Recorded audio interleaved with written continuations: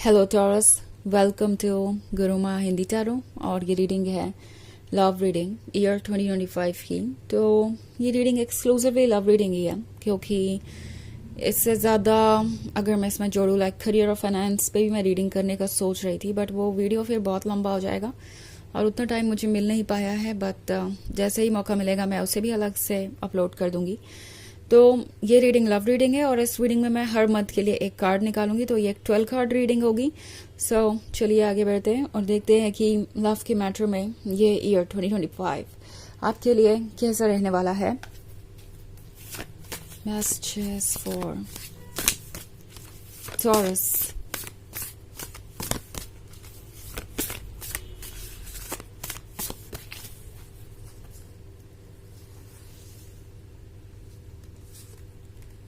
The Council of Monarchs, 2 of Water, 2 of Earth, Justice,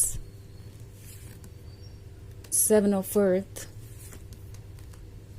and 7 of Water.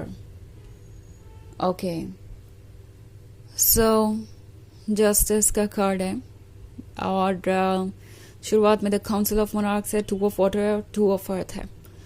तो काफ़ी different तरीके से मैं चीज़ें अनफोल्ड होते हुए देख रही हूँ। नाउ जनवरी के मंथ में द काउंसिल ऑफ मोनार्क्स वाली एनर्जी के होने का मतलब है कि कुछ लोग जज कर सकते हैं आपकी रिलेशनशिप को। ओके, अगर आप ऑलरेडी एक रिलेशनशिप में हैं तो हो सकता है कि ये पर्सन फाइनली आगे बढ़ना चाहे, आप दोनों एक रिलेशनशिप में आना चाहेंगे, कमिटमेंट करना चाहेंगे। नाउ ये भी हो सकता है कि बहुत सारे केसेस में अभी इस पर्सन का जस्ट आप पे क्रश भरी है, बट जनवरी में वो ये बात एक्सेप्ट कर लेंगे कि वो आपके साथ एक लव रिलेशनशिप चाहते हैं। और ना सिर्फ ये बातें वो आपके सामने एक्सेप्ट करेंगे, बल्कि उन लोगों के सामने भी एक्सेप्ट करेंगे जो उनके क्लोज है। सो इट्स लाइक ये पर्सन काफ़ी ओपन होकर हर किसी को क्लियरली अपने थॉट्स बताने वाला है।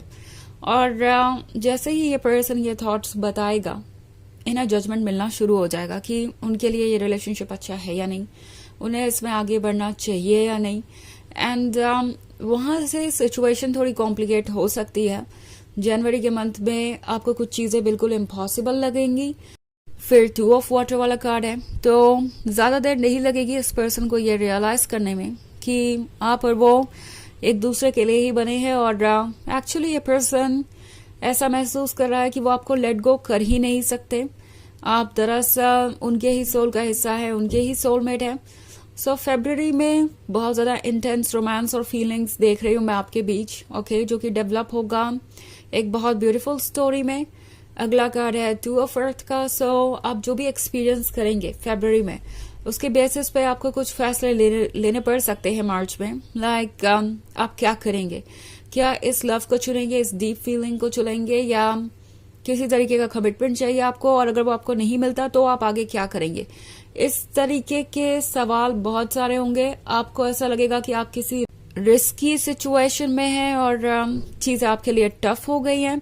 सो मार्च का मंथ आपके लिए बहुत ज़्यादा कैलकुलेट करके आगे बढ़ने वाला होगा, क्योंकि ऑब्वियसली आप अपने आप को इमोशनली हर जगह इन्वेस्ट नहीं कर सकते। ये आपको ड्रेन करेगा, ये आपको बहुत ज़्यादा हेल्पलेस बना देगा।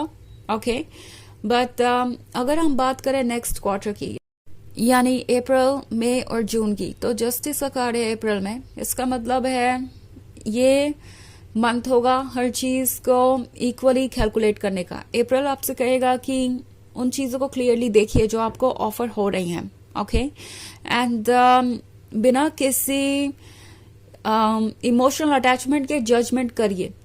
इस पॉइंट पे आपके लिए यही करना सबसे अच्छा होगा। अप्रैल में टैरो आपको बहुत सारे ऐसे रीजन देगा जिससे कि आप क्लियरली समझ पाए कि एक्चुअली में चल क्या रहा है। ऑल्सो 7 ऑफ अर्थ का कार्ड है। सो 7 ऑफ अर्थ है, तो बेसिकली मई में आपको टैरो कह रहा है कि आपको कोई भी फैसला जल्दबाजी में नहीं लेना चाहिए। जिस रिलेशनशिप में आप हैं वो रोमांटिक हो सकता है, बहुत इंटरेस्टिंग हो सकता है, मगर अगर वहां पे आपको कमिटमेंट नहीं मिल रही है तो ये बात सोचने वाली है, क्योंकि ये एक ऐसा पर्सन है जो कि दूसरों के ओपिनियन को इम्पोर्टेंस देता है। ओके, इट्स लाइक इनके फैमिली मेंबर्स है या फ्रेंड्स है या जो कोई भी है, उन्हें लगता है कि उनकी मर्जी होना जरूरी है उनके रिलेशनशिप को आगे बढ़ाने के लिए, उसके बिना उसका कोई मतलब नहीं है, और इसलिए ये पर्सन बहुत ज़्यादा सोच रहा है। ऑल्सो 7 ऑफ वाटर का कार्ड है जून में, तो 7 ऑफ वाटर आपसे कह रहा है कि कुछ चीज़ें परफेक्ट लग रही हैं, बट परफेक्शन का मतलब ये नहीं है कि ये चीज़ें आपके लिए सुटेबल है। इनफैक्ट आप एक ऐसे पर्सन से डील कर रहे हो सकते हैं जो कि ये जानता है कि वो आपसे कितने ज़्यादा कनेक्टेड है, आपसे कितना ज़्यादा मैच करते हैं, आप दोनों कितने ज़्यादा कंपैटिबल हैं, और एक तरीके से आप इस पर्सन की वीकनेस या एडिक्शन बन जाएंगे, एंड ये आपके क्लोज आना चाहेंगे। But at the same time ये पॉसिबल करने के लिए हो सकता है ये पर्सन आपसे बहुत सारे झूठ बोले या कुछ चीज़ों को छुपाए या कोई इल्यूजन क्रिएट करें कि वो आपके लिए परफेक्ट है और सब कुछ ओके है, बट ट्रुथ कुछ और है। इस बात को आपको रियलाइज करना चाहिए, इनफैक्ट वेट करना चाहिए कोई भी फैसला लेने से पहले, क्योंकि जून का मंथ बहुत ज्यादा ट्रिकी हो सकता है।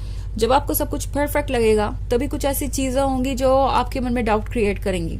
ओके, हालांकि ये एक जनरल रीडिंग है तो ये सबसे रेजोनेट नहीं होगी, एनर्जी रिवर्स हो सकती है अगर आप क्रॉस वॉचर हैं। इसके अलावा अगर आप पिछले वीक की रीडिंग देखना चाहें तो उसका लिंक आपको डिस्क्रिप्शन बॉक्स में मिल जाएगा हमेशा की तरह। तो चलिए आगे बढ़ते हैं और देखते हैं क्या मैसेजेस हैं आपके लिए टॉरस।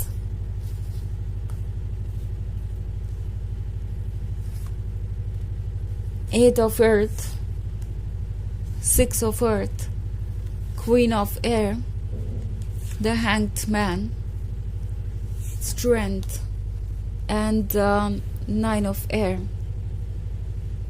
Okay. So, अब अगर हम थर्ड क्वार्टर की बात करें यानी जुलाई, अगस्त और सितंबर की, तो 8 of earth के साथ लगता है कि जुलाई में टैरो आपसे कह रहा है कि फोकस कीजिए उन चीज़ों पे जो आपके लिए ज़रूरी है, प्रैक्टिकल डिसीजंस लीजिए। Okay, and also 6 of earth है, आप किसी ऐसे पर्सन से डील कर रहे हो सकते हैं जो कि काफी ज्यादा ब्रोकन सा है फाइनेंशियली, इन्हें आपकी मदद की जरूरत हो सकती है, और ये सिर्फ लव को ही पॉइंट ऑफ व्यू बना के नहीं चल रहे हैं, इन्हें चाहिए किसी तरीके की हेल्प, और टॉरस इन्हें लगता है कि आप बहुत अच्छी स्टेबिलिटी दे सकते हैं उन्हें। वैसे भी आप अर्थ साइन है तो आप काफी स्टेबल हैं, उन्हें लगता है कि आप उनकी लाइफ को सॉर्ट आउट कर सकते हैं, उन्हें लगता है कि ये स्टेबिलिटी उनके काफी काम आ सकती है। ऑल्सो सितंबर में ये पर्सन आपको क्वीन ऑफ एयर वाली एनर्जी में ला सकता है दोबारा, आप हार्ट ब्रोकन सा फील कर सकते हैं, आपको ऐसा लग सकता है कि आपका एडवांटेज लिया जा रहा है। द स्ट्रेंथ है अक्टूबर के मंथ में, सो एक बार फिर से आप सही डिसीजन लेने में सक्सेसफुल होंगे, आपके अंदर स्ट्रेंथ होगी सही डिसीजन को फॉलो करने की चाहे जो हो।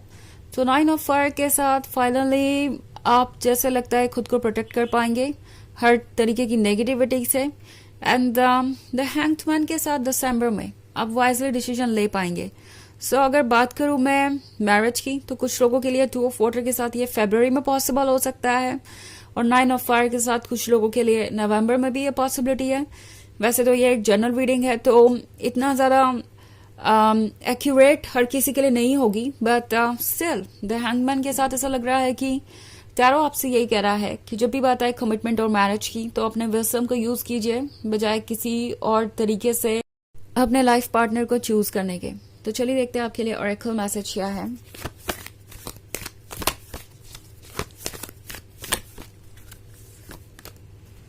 Bridget, inner strength, move back to wholeness, recognize that you have the power।